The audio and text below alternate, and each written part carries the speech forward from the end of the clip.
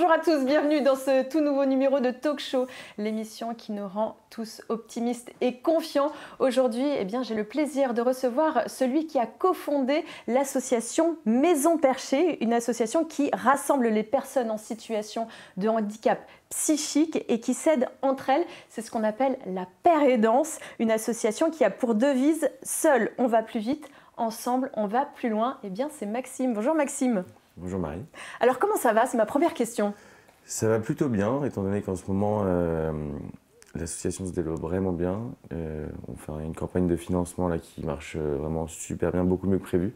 Donc, du coup, forcément, ça nous fait plaisir et ça nous encourage à bosser toujours plus et pour toujours faire plus d'activités et entreprendre plein de choses pour faire changer le regard qu'ont les gens sur la santé mentale. Oui, on en reparlera tout à l'heure justement de ce co-funding. Est-ce que, avant de parler de l'association, on va parler un petit peu de toi et de ton parcours.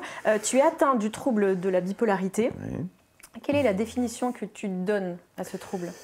C'est un trouble, moi qu'est-ce que je donne comme définition? Ça c'est la mienne et celle de ma psy, mais c'est un trouble au niveau du cerveau, de l'humeur, et qui fait qu'en fait ça provoque des phases dites de manie, donc de montée, et VS des phases dites de descente, de dépression, et avec un retour à la normale entre les deux, même si souvent la normale, qu'est-ce qu'on appelle la normale, quoi. Donc ça, c'est la définition de ta psy ou plus la tienne? C'est la définition globale. La définition globale. Moi, ça serait plutôt être tripolaire, vu qu'il y a quand même, on n'est pas que soit en haut, soit en bas, mais... Il y a un moment, c'est une phase stabilisée. Comme maintenant, en ce moment, par exemple. Alors, tu as été diagnostiqué en 2015 à la suite d'un séjour en Chine, ramené par ta mère, car tu étais en pleine crise. Est-ce qu'on dit crise maniaque? Oui. Et quel genre de personne est-ce que tu étais avant ce diagnostic? Oula, c'est pas à moi qu'il faut demander. Non, je pense juste que j'étais quelqu'un qui... j'avais, entre guillemets, tout pour réussir. J'ai eu la chance de grandir dans une famille aimante, de suivre un parcours scolaire plutôt bon. J'avais des très bonnes notes à l'école. J'avais de l'ambition. J'ai fait après une école de commerce. Et en fait, c'est juste que la maladie m'est tombée dessus. Et si et seulement si on m'en avait parlé justement avant, peut-être que la chute aurait été moins terrible.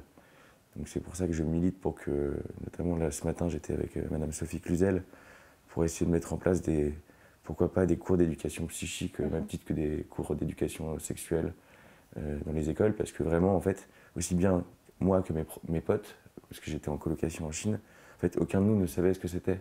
Donc si seulement quelqu'un s'était rendu compte que j'avais des symptômes, qui sont, je le rappelle, ça dépend. Ce qui est aussi incroyable avec ces pathologies, c'est que chacun son histoire et chacun ses symptômes en fait.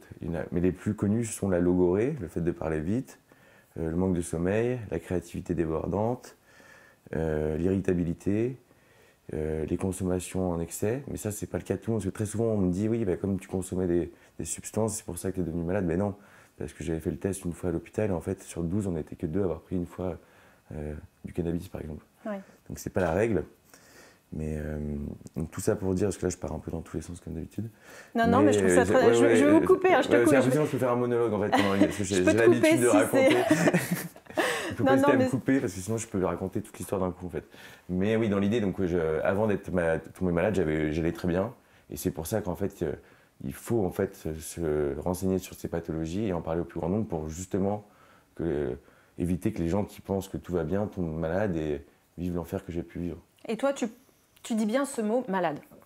Je dis ouais, après ça, il y a toujours des prises de tête entre les termes et compagnie. Oui, mais moi, dans mon cas, je me considère malade étant donné que oui, je dois prendre des médicaments tous les jours. En plus, c'est des médicaments qui font prendre... J'ai pris 25 kilos que j'ai réussi à perdre, mais c'est des médicaments qui provoquent aussi, j'ai beaucoup de tremblements, et en plus qui abîment les reins. Donc à partir du moment où tu subis tout ça, et que je dois voir un psy très souvent, à partir du moment où je vis tout ça, je pense que je peux me considérer malade. C'est d'ailleurs pour ça que j'ai le droit à l'allocation handicapée, parce que oui, le handicap invisible, c'est un handicap, il ne faut pas l'oublier. Et on rappelle que Mme Cluzel, c'est la ministre déléguée oui, Mme Cluzel, au handicap. C'est la secrétaire d'État, Mme la ministre. Donc finalement, tu as répondu déjà à la question, j'allais dire, qu'est-ce qui a changé depuis ce diagnostic? Bon, c'est tout ça, c'est cette routine qui s'est installée, prise de médicaments, aller voir le psy, et puis la reconnaissance du handicap. C'est ça qui a changé depuis? Déjà non, après la première étape qui est très, très importante à passer, et ça dépend encore une fois des gens, c'est accepter la maladie en fait. Et moi ça m'a pris plus ou moins 2 ans, et ça je pense que c'est le vrai cap à passer. Et après en fonction de ça, une fois qu'on accepte, l'idée c'est de mettre en place des objectifs, des solutions, des choses à faire. Un protocole? Ouais, son propre protocole, parce qu'encore une fois chacun son histoire, pour en fait avancer quoi. Parce que là récemment on m'a posé une question à une interview qu'on m'avait jamais posée à la fin, en me disant qu'est-ce que vous suggérez, qu'est-ce que vous avez à dire à tous les bipolaires qui écouteront. Un conseil? Ouais, un conseil, et j'étais pris, ça va un peu. J'ai dit n'oubliez pas de vivre, c'est important. Parce qu'à partir du moment si on se met tout le temps des cadres parce qu'on est malade, en fait on s'en sort plus quoi. Ouais, mais c'est ça, quand tu parles que tu es en roue libre finalement dans les interviews, tu en fais beaucoup d'interviews, et nous quand on s'est eu au téléphone pour préparer l'interview, tu m'as répété mais scrupuleusement la même chose de cette interview où on t'a demandé quel était le conseil à donner aux bipolaires. C'était il n'y a pas longtemps, ça, c'était ma dernière interview, donc c'est pour ça que ça m'a marqué et j'ai trouvé ça intéressant comme question, même si ma réponse n'était pas top forcément, mais elle est venue naturellement, c'était juste, faut juste pas oublier de vivre.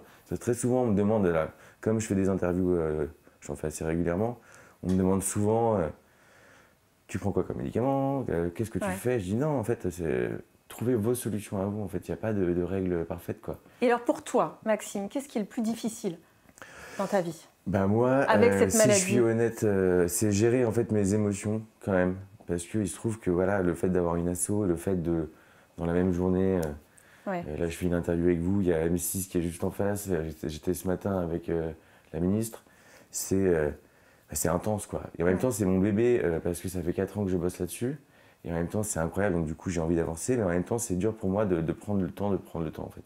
Et ça, c'est heureusement que je suis bien entouré, que dans l'équipe, je ne suis pas tout seul.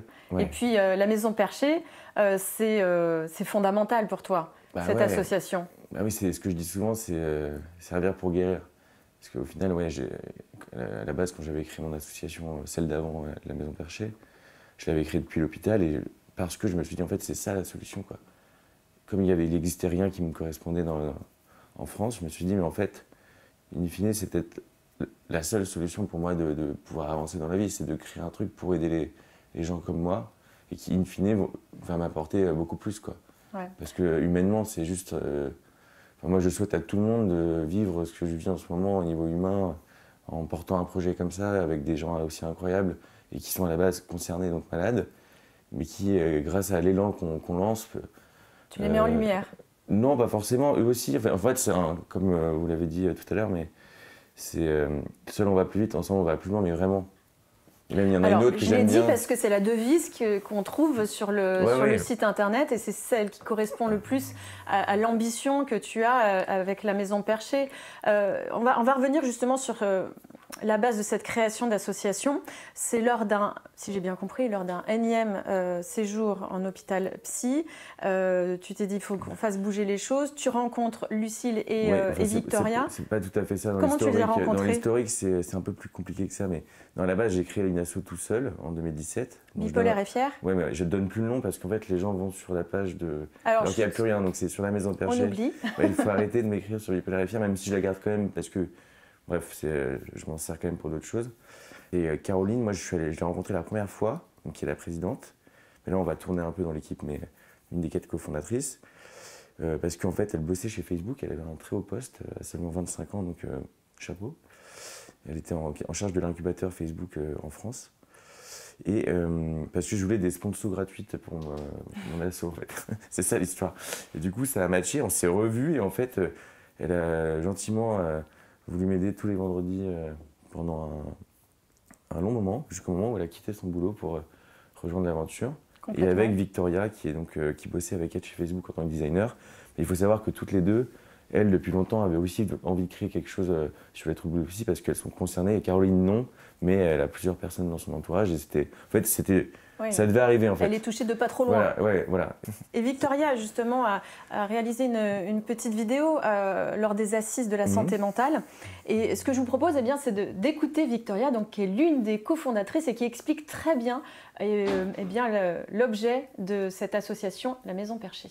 La Maison Perchée est une association qui vient en aide aux jeunes adultes vivant avec un trouble psychique ainsi que leur entourage. C'est une association d'usagers, c'est-à-dire qu'il y a des personnes concernées par un trouble psy qui aide des personnes avec un trouble psy grâce à leur expérience. J'ai été diagnostiquée d'un trouble bipolaire et de dissociation il y a à peu près 8 ans de ça. Le parcours de soins psychiatriques, il est beaucoup axé sur les moments de crise. Et ensuite, le suivi long terme qui va s'effectuer auprès des médecins, évidemment, il existe, mais il est pas mal axé sur la prise en charge médicamenteuse. Et surtout, il se fait avec des professionnels de santé qui ont toute la bienveillance possible et qui ne sont pas nécessairement concernés directement par un trouble. Et c'est là où avoir une personne qui a un vécu au plus proche du vôtre, ça peut vraiment faire la différence. Pour s'aider sur comment ne pas lâcher ses études, comment gérer avec l'employeur, comment au quotidien gérer les médicaments, comment gérer certains effets secondaires, comment en parler à son amoureux, comment en parler à ses parents, comment faire son coming out psy comme on dit. Toutes les questions de la vie quotidienne qui sont souvent pas abordées dans le système médical ou peu abordées. C'est souvent par le nid que les personnes vont nous contacter en premier.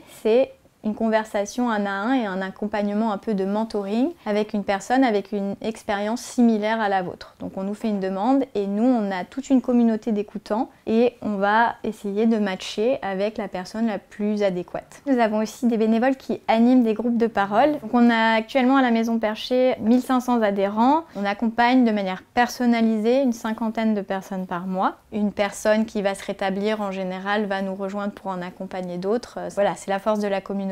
Et notre but, c'est vraiment de venir compléter le parcours de soins et d'accompagner les personnes au quotidien. Quand on rentre dans un système de soins, on nous parle beaucoup de comment la maladie va peut-être nous limiter, de ce qu'on pourra plus faire, de comment on doit s'adapter. Et c'est important de savoir ça. Mais du coup, il y a peu de messages d'espoir et on veut dire que les choses sont possibles. On peut reconnaître ces difficultés et vivre avec sans s'empêcher de faire ce qu'on aime et de viser toujours plus haut et de réaliser ses rêves.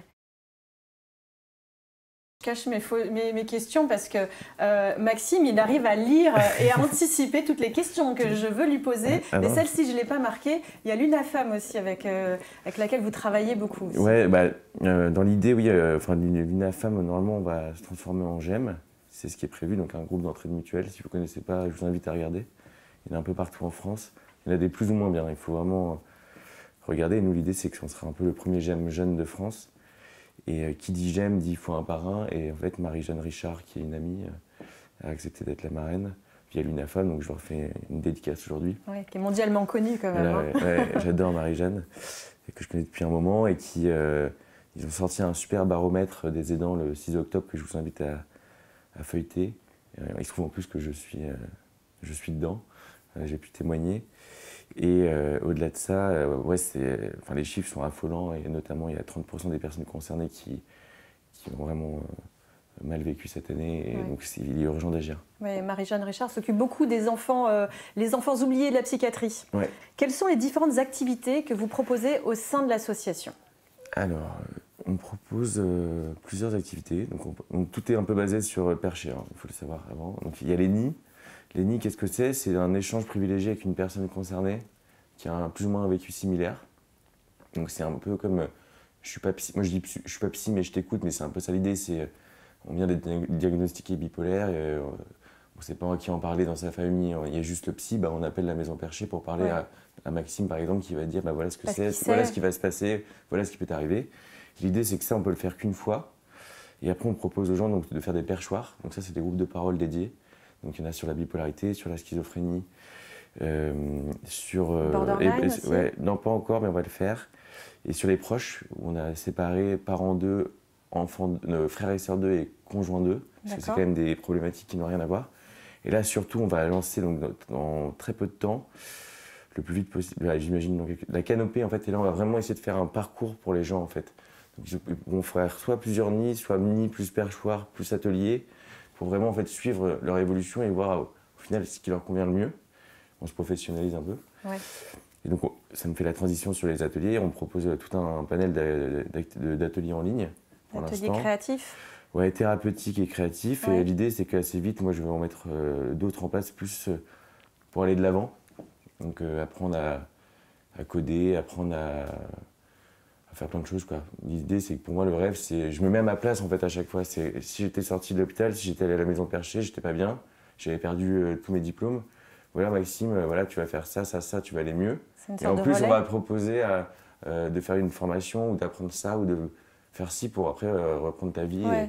T'es pas lâché dans la nature finalement, ouais, c'est le relais. Après, pour moi, c'est un peu psy. La maison perchée, c'est un peu un tremplin, quoi.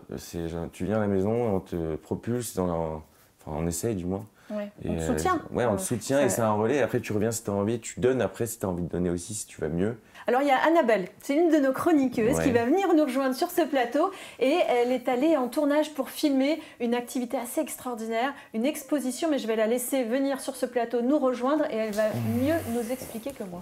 Bonjour. Salut Annabelle. Je m'assois. Je t'en prie. Me permet. Bonjour. Alors moi, oui, je suis allée voir, donc on sait que depuis un an, on suit maintenant un projet en partenariat avec Art Convergence, l'œuvre Falleret et le Château de Versailles. L'idée était de permettre à des personnes porteuses de handicap psychique de pouvoir créer une œuvre de grande envergure et de la mettre en œuvre, si je puis dire, au château de Versailles.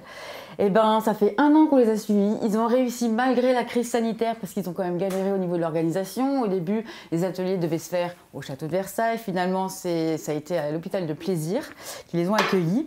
Et donc, c'est un projet qui a duré un an. Donc, il y a eu une partie, on a suivi les ateliers artistiques, atelier sonore, toute la partie ébénisterie, parce que c'est une œuvre qui a pris de l'ampleur jusqu'au mois de septembre.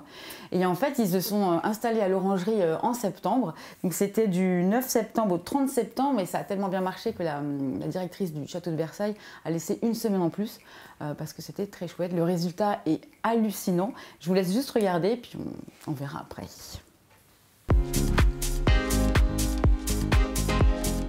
Donc là, on est à l'inauguration. Alors, comment tu te sens ? C'est merveilleux de voir ces œuvres exposées. Ouais. Des œuvres qu'on a mis longtemps à travailler quand même et être exposées dans cet endroit merveilleux qu'est le château de Versailles et mémorable aussi. Oui. T'es un petit peu excitée là de découvrir ça ? Tu veux qu'on y aille ? Bien sûr. C'est merveilleux. Tu savais que ça allait être comme ça ? Pas du tout. C'est à la fois moderne et un petit peu ancien aussi, un petit peu. Est-ce que tu es émue ? Oui. Ça fait groum groum dans le ventre ? Oui. Ça, c'est l'atelier menuiserie. Ah, c'est sympa. C'est chouette, hein ? Je fais partie des gens qui ont réalisé ces monolithes. Un artiste ? Un artiste, oui, tout à fait. Ça te dérangerait de me montrer Oui, suivez-moi. Alors. Ils sont vraiment bien exposés là. Alors au total, il y en a 8. Oui, nous, on a fait tout le travail de collage, de ponçage, de débit, tout, de A à Z. Donc, comment ça s'est passé là, par exemple vous avez, On est parti sur une planche de 6 pots et on a délité des planches. Puis après, on a fixé ces planches de 6 pots sur ces planches de sapin. Et si vous caressez ici, c'est pas lisse, mais ça l'est quand même. Pour moi, c'est emblématique de la politique que je porte. C'est la participation des personnes handicapées en tant qu'artistes. Ça, c'est très important. Ils peuvent être publics, et je salue vraiment la politique, en tout cas au Château de Versailles, pour politique d'accessibilité de tous les publics empêchés, pour leur permettre de participer à cette émotion artistique que représente une exposition, que représente un patrimoine à visiter. Mais là, ce qui est très intéressant dans ce concept, c'est une exposition bâtie avec les personnes, avec des handicaps psychiques, qui sont mal connus, très mal connus. Le handicap psychique, c'est un handicap invisible parfois. C'est un handicap qui fait que les réactions sont très différentes des réactions dites normales, avec des comportements parfois atypiques. Et là, les artistes ont voulu travailler sur les capacités justement sensorielles, créatives des personnes handicapées psychiques, en les faisant participer à la création de sons, à la création d'instruments, à la création de mise en scène. Et je peux voir la fierté de la personne qui m'a fait visiter. Il m'a expliqué ce que ça avait apporté pour lui, parce que toute l'année, ils ont travaillé en atelier au sein de l'hôpital de jour qui leur a prêté une immense salle pour créer les modules, pour créer les sons avec une technologie au service des sensations. Ça, c'est très important. Je crois beaucoup à la technologie en termes de compensation quand on est empêché de pouvoir travailler, par exemple, sur l'apprentissage d'un instrument de musique. Et bien, grâce à la technologie, grâce aux capteurs, eh bien, ils ont pu participer à cette création sonore. Voilà, donc on peut voir la fierté de ces artistes parce que c'est vraiment une œuvre magnifique. Et c'est vrai que ce qui était génial, c'est que le jour J, personne n'avait vu. Donc ils ont ouvert l'exposition, on a découvert l'œuvre. Et c'est vrai que moi j'étais, pardonnez-moi l'expression, mais sur les fesses. Hein. C'était magnifique. Donc 3 tableaux, donc c'est visuel et sonore. Donc premier tableau, en fait, on déambule, il va y avoir, c'est assez visuel, vers des arbres, mais en même temps il y a le son qui est pas loin. Après, on arrive avec des grandes luttes avec Charles-Édouard de Surville. Et, pendant un an, ils ont créé des sons un peu improbables avec des tablettes qu'on avait vues dans d'autres émissions. Et là, avec l'atelier ébénisterie, ils ont fait des luttes magnifiques. D'ailleurs, ils ont appris les gens. Il y a notamment Laurent qui était passionné par ces luttes. Il m'a fait toucher son bois. Il m'a montré les petites. Voilà, parce que c'est eux qui ont fait eux-mêmes les. Je sais pas comment on appelle ça, le truc qui tient les cordes là. Tes gestes. Non, je comprends pas trop. Il y a le machin. Enfin bref. Oui, mais c'est juste hallucinant et ça procure une fierté. Et il y avait d'ailleurs Sophie Cluzel qui était là, qui a été aussi assez épatée. Voilà. Donc c'est quand même Versailles, hein. Ben oui, c'est pas Versailles ici, mais si. Mais bien sûr, c'est ce que je dis. Une très belle blague d'ailleurs, donc je suis très fière. Mais tu peux. Donc voilà, c'était à voir. Et alors je crois que maintenant, il faudrait que je me suis renseignée. Ils ont déplacé l'œuvre à l'œuvre Falleret, dans les bâtiments, dans les nouveaux locaux de l'œuvre Falleret. D'accord. Voilà, donc c'est assez grand quand même. Pas, bon, le bâtiment est très grand.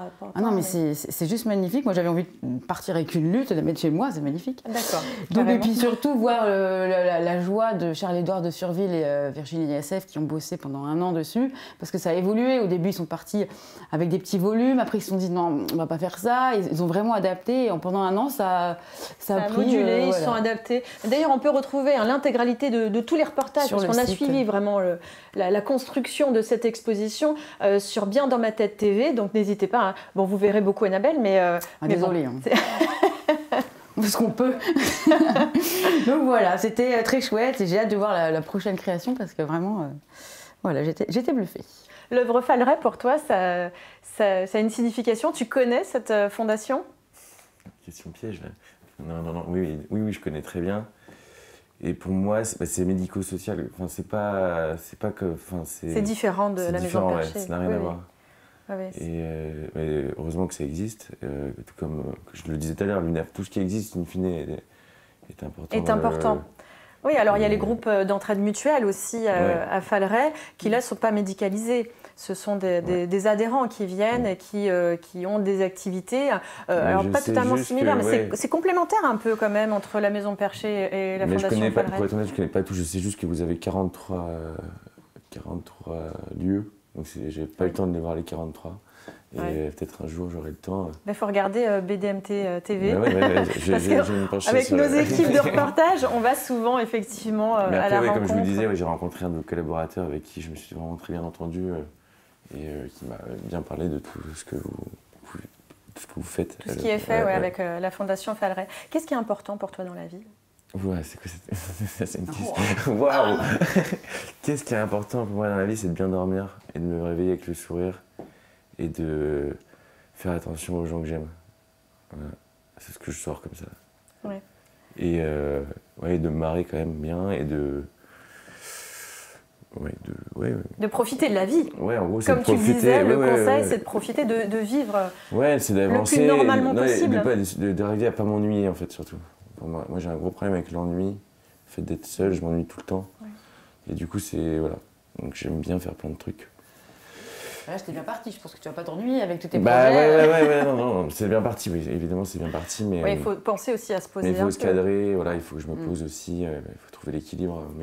Mais quand tu parles de cadre, on en a parlé au téléphone quand on s'est eu, le cadre, les addictions. Ça fait partie un peu ça, c'est mon problème. De ta vie, mais tu arrives quand même à cadrer, à gérer les choses. Ça dépend des périodes. Malheureusement, c'est chacun sa fuite. Il y en a, c'est l'alcool, il y en a, c'est le sport, il y en a, c'est la religion, il y en a, c'est les dépenses, il y en a, c'est le sexe, il y en a, il y a plein de... Moi, je suis persuadé que chacun sa fuite, on a tous une fuite d'une manière ou d'une autre. Il y en a, c'est le travail. Et moi, il se trouve que oui, certes, j'ai un problème avec l'alcool. Il faut savoir qu'un bipolaire type 1 sur 3 a une addiction, donc c'est quand même important. Mais tout le monde n'en a pas. Et quand on sait que les Robin Williams, Amy Winehouse, Kurt Cobain, Jim Carrey, Baudelaire, Van Gogh, tous ces gens étaient bipolaires. Ou sont, Sting aussi. Selena Gomez, Britney Spears, Mariah Carey. Que... En ce moment, non, c'est marrant, j'allais conclure par. J'en trouve toujours pas en français, donc aidez-moi à en trouver un, mais il n'y en a pas bizarrement. Parce que c'est un sujet tabou en France. Aux États-Unis, on arrive à en parler quand même. On est trop fiers, c'est une catastrophe. Oui, parce que c'est vrai que Britney Spears, on entend beaucoup parler en ce moment, qu'elle est sous tutelle de son père, qu'elle essaye de récupérer parce qu'elle semble stabilisée, et donc elle veut récupérer sa vie, tout simplement. C'est évident, mais donc l'alcool, j'ai des petits soucis avec et je travaille dessus et je fais ce que je peux pour m'en sortir. Mais après, quand on voit... Enfin voilà, moi je suis amené à... Là, tous les jours, j'entends des histoires un peu compliquées quand même dans mon boulot. Ouais, ça t'atteint pas d'ailleurs? J'essaie de me protéger comme je peux. Si, mais c'est... Voilà, parce que toi, t'es hyper émotif, t'es hyper sensible. En plus, je suis hyper sensible, donc c'est pas forcément simple. Et non, d'arriver à écouter sans prendre l'histoire de l'autre. Je me suis un peu créé une carapace. Mais après, évidemment, l'alcool, je suis allé en cure de désintox parce que les confinements, j'ai pas supporté. Et voilà, donc, je préfère être honnête et pas faire genre que non, tout va bien. J'ai un problème avec l'alcool, mais je travaille dessus et c'est pas facile. Et je maintiens que c'est pas facile du tout même, surtout quand on vit les temps qu'on vit, quand on allume la télé, quand on est un peu... Enfin, moi, j'adore la presse internationale, je lis le journal tous les jours du monde entier et je vois tout ce qui se passe dans le monde. C'est difficile de... c'est sûr que c'est pas rassurant. C'est difficile de... Mais après, moi, à la fois, je respecte et je méprise les gens qui arrivent à se mettre dans leur bulle et tout va bien dans le meilleur des mondes. Il t'agace. Bah ouais, parce que je sais pas. Tu sais pas comment ils font? Non, mais en même temps, je les respecte, je me dis, waouh, franchement, je sais pas comment tu fais, quoi. Est-ce qu'ils font semblant ou pas? Ouais, ou alors ils ont leur... Je sais pas. Ils trouvent leur méthode. C'est les gens normaux, quoi.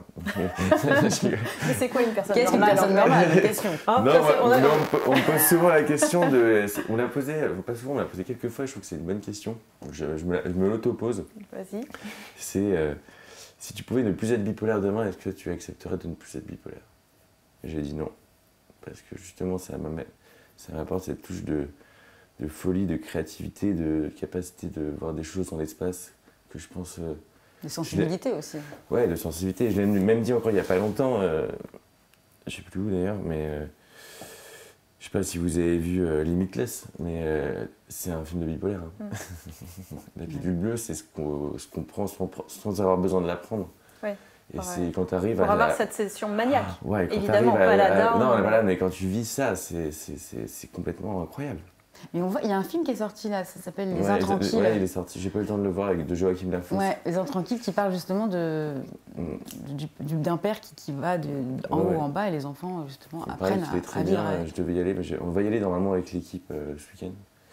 Rodolphe Yéban, qu'on a rencontré, un réalisateur qui est atteint aussi de troubles bipolaires, dit que c'est possible, lui, de créer sans avoir une phase maniaque. Bah oui, oui. Mais après, c'est aussi qu'est-ce que la phase entre les deux, quoi. Parce que moi, il m'arrive très souvent, mais à coup de pas, de peut-être parfois hausser la voix sur certains de mes bénévoles, parce que je délègue, et ça, c'est super dur pour moi de déléguer. Et si c'est pas fait, au final, je passe plus parfois de temps à refaire un truc, ou alors c'est pas facile en fait. Ce côté perfectionniste. Bah ouais, je suis un peu un grand malade, et du coup. Mais c'est un peu ça ton histoire aussi, quand tu as été en phase maniaque en Chine avant d'être amené par ta maman. C'était un peu tout ça qui s'était mêlé, des grains de sable qui s'étaient mis dans ta vie, difficile à gérer émotionnellement. C'était à la fois la compréhension que la Chine allait nous faire un mauvais tour, et que en fait, tout mon rêve de gosse. Il y avait un côté parano aussi à ce moment-là. Ouais, parano, mais au final. Tout s'est mélangé en fait. Il y avait Chez Jinping, j'avais un peu raison. Hein, donc j'étais à la première ligne des parapluies en 2014. Franchement. Je crois que je ne m'étais pas planté. Ouais. On parlait de tes addictions tout à l'heure, et il existe quand même des potions magiques bénéfiques. Des recettes un peu, pas miracles, mais on va dire détox. Et je te propose d'accueillir maintenant Magali, qui est notre coach santé mentale. Elle est experte aussi en nutrition. Bonjour. Salut Magali. Salut Magali. Bonjour Maxime. Toute douce. Et elle nous a amené une recette magique. Et oui, moi je me suis intéressée à la pomme. Parce que la pomme contient une molécule dont on parle très peu, qui s'appelle la quercétine. Vous en avez entendu parler déjà? Oui. Ouais. Et donc, je suis sûre que Maxime allait dire. Genre une pectine, mais quercétine, non. La quercétine joue un rôle essentiel dans le cerveau, dans la protection du cerveau notamment. Et elle agit aussi sur la mémoire et sur la prévention de certaines maladies neurodégénératives, dont Alzheimer et Parkinson. Donc j'ai trouvé ça intéressant de parler d'une forme de monodiète sur 72 heures. On parle souvent de monodiète. Donc là, avec la pomme, je pense que c'est l'idéal d'associer à la fois diète et à la fois une formule qui permet donc d'avoir la pleine santé mentale et physique. Et donc, du coup, j'ai décliné sous plusieurs formes. Alors, on ne les voit pas, sors-les de la table. Je vais y sortir. Je vais vous les montrer. Il faut que les caméras... Nous, on voit, mais les caméras ne voient pas ce que tu as amené. Une pomme qui n'est pas bien. Alors, il y a une pomme que j'ai faite ce matin. Elle n'est pas très belle. Non, elle voilà. C'est pas de ça. Ne moquez pas de moi. Elle n'est pas très jolie. Mais je suis sûre qu'elle est très bonne. Ma fille m'a dit qu'elle sentait très bon. Et l'idée, vraiment, c'est de faire en sorte de consommer donc, la pomme sous toutes ses formes. Et pendant 72 heures, de se concentrer, alors pas plus, parce qu'après, au niveau santé, on est dans des carences, etc. Mais 72 heures, c'est très bien pour une détox. Ça permet vraiment de purifier l'organisme, de faire en sorte qu'au niveau mental, de se décharger aussi de pas mal d'énergie. J'ai testé moi-même et je vous avoue, ça fonctionne. Bon, la première journée, on est un peu fatigué, bien évidemment, parce que c'est... Voilà. Mais ensuite, on se sent... On a une énergie, au bout du deuxième jour, une énergie et une pêche assez incroyable.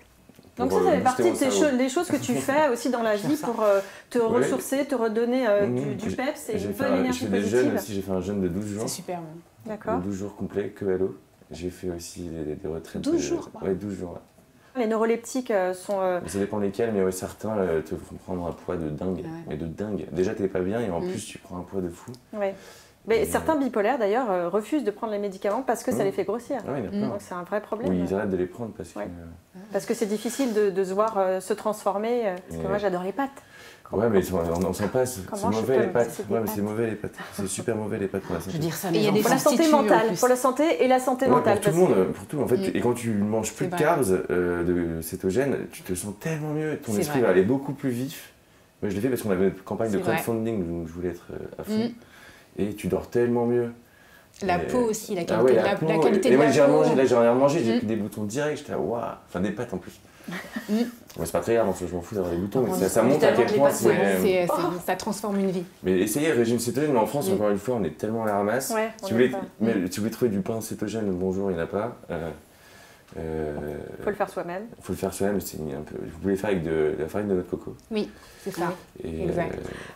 Ce que je te propose, Maxime, c'est que tu vas venir faire des chroniques ici pour nous montrer quelques recettes. Ouais, non, mais en vrai, je préfère en fait que les gens cherchent par eux-mêmes. Regardez cétogène sur internet et regardez tout ce que vous pouvez manger ou pas manger. Et le but de nous présenter la pomme, c'est marcher. Il faut marcher. Moi, rien ne sert de courir, c'est vrai. Moi, j'ai juste marché et j'ai mangé mon régime cétogène. Pendant un an, j'ai perdu 25 kilos.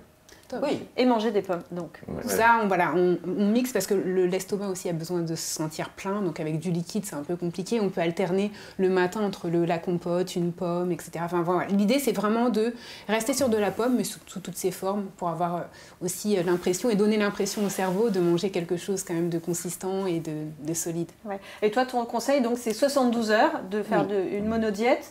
Avec l'avis d'un médecin. Bien évidemment, ça faut toujours être suivi par un médecin. Faut être suivi par un médecin, c'est important vraiment, j'insiste, de ne rien faire sans l'avis d'un médecin.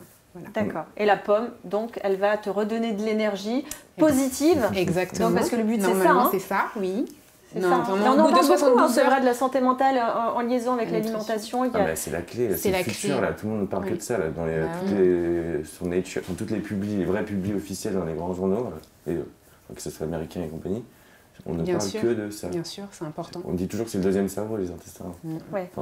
On parle de ça, c'est la liaison entre le cerveau et les intestins. Et après, avec des petites techniques à côté, comme boire beaucoup d'eau. Le corps est composé de 70% d'eau, on l'oublie souvent. Donc les 2 litres 3 litres. Moi, j'en bois 3. Ah ouais? 3 litres. Beaucoup. Et tu fais du sport aussi, peut-être? Je marche tout. Je fais tout à pied.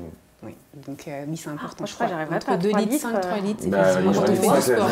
Mais après, nous, le problème, c'est que moi, je prends des médicaments qui donnent soif le soir aussi. Donc, du coup, je bois plus le soir. Et sinon, je fais attention à boire au moins 1,5 litre par jour. Mais si tu fais du sport aussi, comme tu marches, oui, mais tu transpires, donc forcément, tu compenses aussi par. Donc 3 litres, c'est bien quand on marche tous les jours.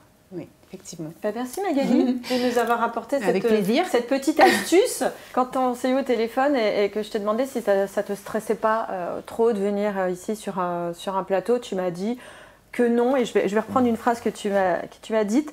Quand on se réveille un jour attaché à un lit sans savoir où on est, ce qu'on fait là, quand on est perdu, rien ne peut nous impressionner. Ça a été un traumatisme violent pour toi d'avoir de t'être retrouvé avec un blackout et retrouvé attaché à un lit. Non, je le dis tout le temps, je ne souhaite pas à mon pire ennemi de vivre ce moment où tu te réveilles attaché et tu sais pas où t'es.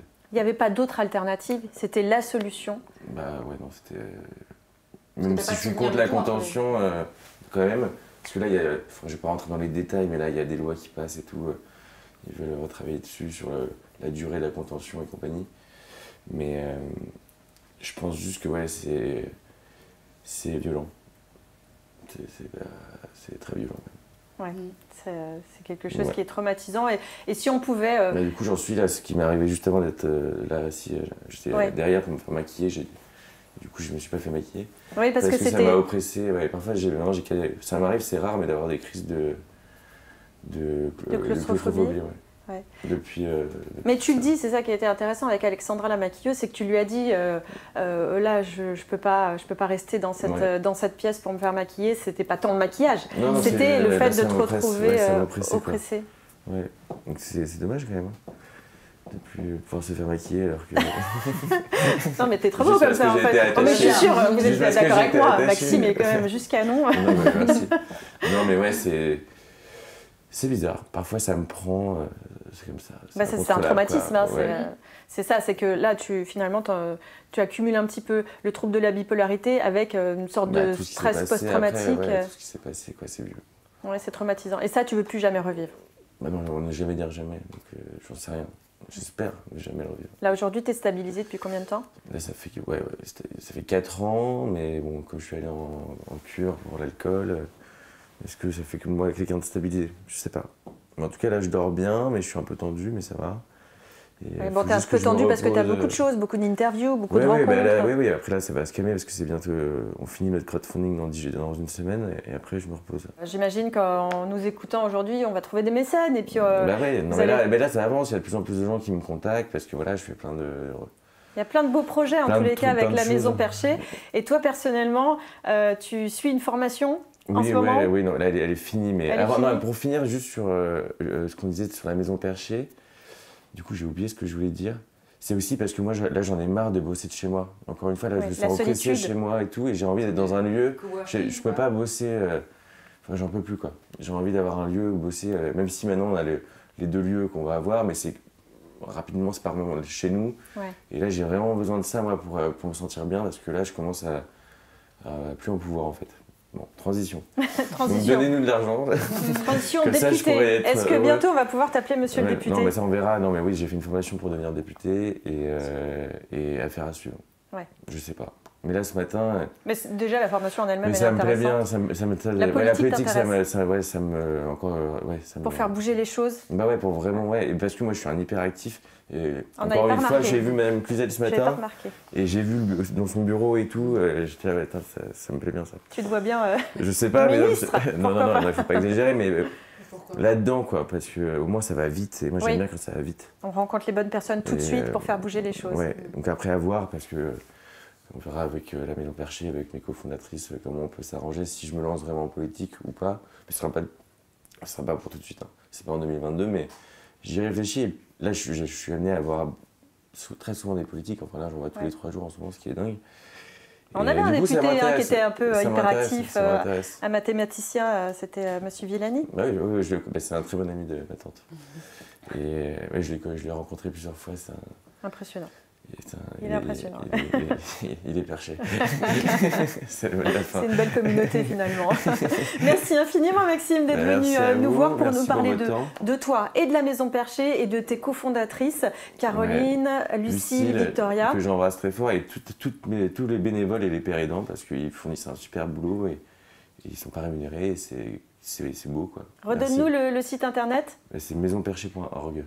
Ok, c'est noté, maisonperchée.org. Vous pouvez partager et partager aux plus jeunes aussi parmi d'entre vous, même en dehors de Falleret. Bien sûr, c'est dans le lot quand on fait le partage. C'est important parce que voilà, c'est ce que je dis, c'est trop 20% de suicide. C'est le mot de la fin. Bien sûr que c'est trop. C'est le mot de la fin. Merci Magali, merci Annabelle. Merci pour vos sujets très intéressants. Merci. Merci. Et merci à vous de nous avoir regardés jusqu'au bout. Et on se retrouve très bientôt pour une nouvelle émission de Talk Show. À bientôt.